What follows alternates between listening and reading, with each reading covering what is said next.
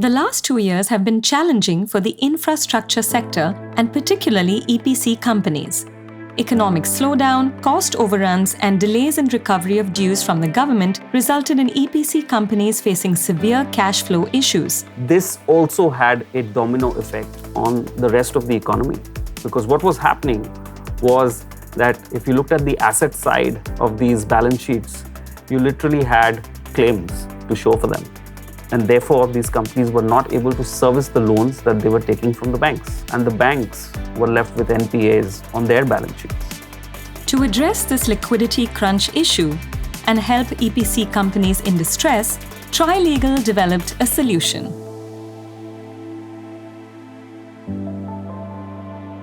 The solution that we devised was essentially to have financial or non-financial sponsors acquire these claims and create the liquidity for the EPC companies.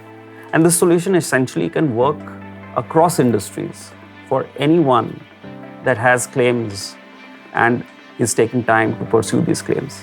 Identifying claims and awards that are sustainable and those that could expose the investor to a risk of liability is critical. Due diligence, therefore, assumes significant importance. The process is exhaustive, requiring high level of sector expertise. So we look at the historical data of the company. Claims or awards which have been historically upheld, we generally pass them through the test of due diligence. But claims or awards which have been overturned in the past by courts, those we don't recommend. The reason for this is we want to ensure that there is no potential ground for challenge in the future. From a risk perspective, it is also essential for the investor to understand timelines of recovery. Many a times, claims get stuck in court systems for many years and awards get overturned by courts. So the right mix of claims and awards is extremely important. Another important factor to consider in a transaction of this nature is if there are any counterclaims attached to the claim. Our advice is usually that counterclaims should be avoided for the investor to make sure that the investor has no liability post the transaction. While this solution can extend to all forms of dispute resolution mechanisms, the Indian legal framework does not allow the buyer to assume the role of a seller claimant.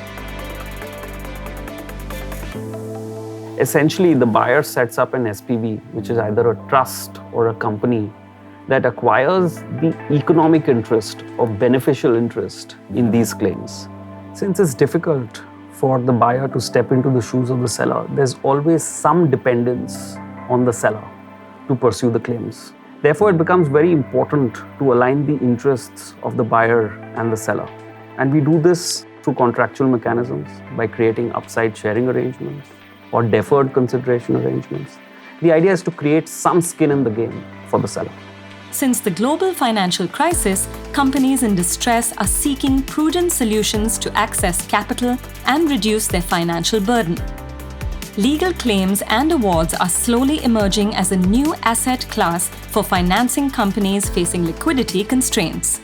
This is a new solution, and its success ultimately depends on the efficacy of our dispute resolution and justice delivery system.